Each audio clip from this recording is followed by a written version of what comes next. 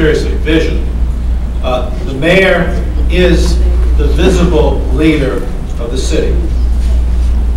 He has, in the words of Theodore Roosevelt, the bully pulpit. The mayor can and must express the hopes and aspirations of the citizens of Brockton, and in fact reflect this aspirations of the citizens of the region. But we're talking about Brockton tonight. To each candidate, and by the way, you will have 2 minutes for your response to this question, and then we'll have 4 minutes for exchange. What is your vision for the city? And what are, in your view, the 3 greatest challenges facing the city? I think the obvious first thing, and everybody would agree, is crime. I think that we need to continue to make progress on crime. I proposed some things going forward that I would do to do that. We're working closely with the community. We went to Providence, Rhode Island, and looked at their model for community policing, which is outstanding, and they have kind of a decentralized police force where they have substations in different neighborhoods and high crime areas. I would install additional, as a matter of fact, with the $250,000 grant that we got from Senator Kennedy today, we'll buy additional video surveillance cameras. It's my intention, I've got the City Council to agree and approve an ordinance. We're going to do a video red light enforcement. And anybody that goes through a red light in Brockton knows you have to wait 5 to 10 seconds before the light turns, after the light turns red, before you can go through, because somebody will run into you. My vision is, that's one of the names, my vision is that we have safe places for our kids to go and programs that they can participate in after school. We're working with Brockton Interfaith Community right now with the superintendent of the schools to do a pilot program at East Junior High. There was a commitment I made to them that I would see that we did that. But to give you an example, over the summer, we had 1,000 kids in Brockton after dark, 5 nights a week from 5 to 10 o'clock, I mean from 6 to 10 o'clock at night. We had an additional 2,500 kids in after-school programs during the summer.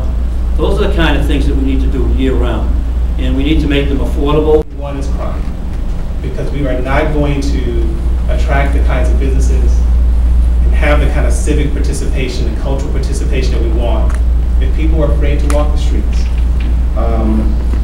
Jobs, again, as I mentioned, we're stagnant here in Brockton. The average income has decreased since this mayor took office. The number of companies that are employing people has decreased since this mayor took office. And people are desperate to work, and people would prefer work over any kind of social government program any day. But it's up to government to set the stage so that there is economic development. If government can't keep us safe and build the economy, then it's not doing its job at all. The third piece is leadership. You mentioned, you had an operative word there, which was visible. We've had 2 years of invisible leadership. I've been to functions and meetings, I know you have too, and I've seen top aides to the mayor attend meetings, and I have not seen him. And that doesn't work for a city like Brockton. We want to be able to touch and talk to and get the opinion of our mayor up close and personal. And it has not been the case. And so all the things that we hope for will not happen at all if we have a mayor who refuses to get out of his office. First of all, let me once again, my opponent is not telling me the truth. He continues to reference this thing about the power plant, how I'm in favor of it. Let me tell you the truth about the power plant, so everybody understands exactly where I stand and exactly what my position has been from the very beginning. First of all, people like my opponent keep saying I'm in favor of the power plant. That simply has never been true. I've never said that I've been in favor of the power plant. My children, my grandchildren live in the neighborhood surrounding the proposed plant. And I'd never do anything to hurt them. So that others don't twist my words or my intentions. This has always been my commitment to the people of Brockton. I will never support a power plant or any other business that will hurt our community or our families. I will not accept a power plant that seeks to make an end run around local zoning. And I will not accept a power plant or any other business that is harmful to our environment. I accept any power plant that jeopardizes the health or safety of any of our families here in Brockton. I will act as if my children and grandchildren live in the neighborhood surrounding the plant, because they do. I promise the families of Brockton that nothing will ever be built that will harm them in any way. Let me tell you how we got here. As the mayor, I never proposed a power plant. I never sought it out. I never asked it to be here. The mayor needs to speak and act responsibly. People listen to what a mayor says. Just ask yourself, these other companies that are coming to Brockton and want to do business, if they were to find out there was a $200 million proposal on the table and the mayor refused to look at it or talk to them, how would that look to other companies that you're trying to bring to Brockton? I don't think they would want to be here. The mayor wouldn't even consider a proposal. The easiest thing for me to do, obviously, from the beginning, is to oppose the power plant. I've never considered that to be the responsible thing to do. And I've never compromised my principles in order to get a couple of votes. I think it's the process. Let me finish. No, I'm sorry. Yeah. From the very beginning, I made a clear, responsible process, a commitment to a clear, responsible process. And I'm just about done. The environmental review, the draft environmental report is now done. I had committed to do an outside independent review. I've hired a company to do that. They've begun to do it. In fact, I have asked them the last day to make comments to MEPA on the ERI on October 25th. Even if they're not able to do a complete analysis, I asked them for a report by that date so that we can share that information with you and also with MEPA.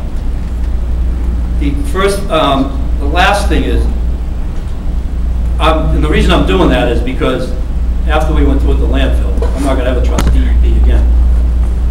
So it's easy for a candidate, maybe that's how I should have acted during this election. If the most important thing to me was to get elected, instead of doing the right thing, I should have said that I was opposed to it. But as a candidate, you can say those things. As a mayor, you can't. Okay, if we could candidate Stewart, and I think that probably went about 2 to 3 minutes. So I think in the paper, I'm not certain how the mayor defines what it means to be a candidate, but certainly today in the paper, he's the one who stated that he will do whatever it takes to win this election. And so that includes, I think, flip-flopping on major issues. This power plant is one of the biggest projects to hit Brockton.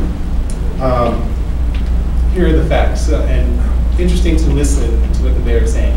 He's saying, first of all, that it would be irresponsible for him not to listen to the proponents of this power plant, yet he refuses to go to public meetings and listen to the residents about this power plant. That's outrageous. Secondly, this power plant is very similar to the one that was proposed about 9 years ago. It has a bit more wattage, but essentially the same project. Guess who was in favor of the power plant about 9 years ago? The mayor here. What he will not tell you as well is that he voted in favor of this project as a member of the Brockton 21st Century Corps, but he pretends to be undecided in public. I think he underestimated the magnitude of the project and the impact on our communities and how residents would respond. He says that he never asked for this project to come. I think that speaks volume to the lack of planning in the city under his direction, because this is economic development out of desperation, because there has been little planning, not just around that particular part, that industrial part, throughout the city as a whole. So what happens? That people will fill the void, typically your friends will fill the void, when there's no strong economic development plan for our city. This power plant just did not drop on Brockton out of the heavens. There are people in the city who have relationships with this mayor, who's interested in making a lot of money off this power plant. And so he's talking out of both sides of his mouth. And this whole notion about this study group, it's a stalling tactic. He's going to study it to death until after the election. And so what we need to do is make certain.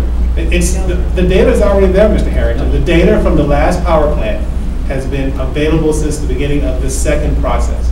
And so to say that you're going to study information that's already out there for the most part is I'm not really smart enough to study it. I had to hire somebody else.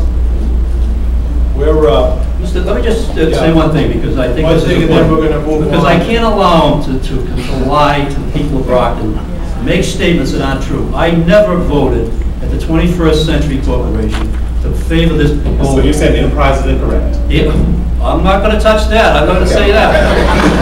In the front page, man said the enterprise. separate them. But I'll tell you one thing, don't believe everything that's in there. Kenny, Stewart, do you want to comment on that last comment? On that note, I don't think we need a transition to the next section of the debate, but I will make one. I hope everyone take a second, let the candidates catch their breath, and I want to thank our audience here.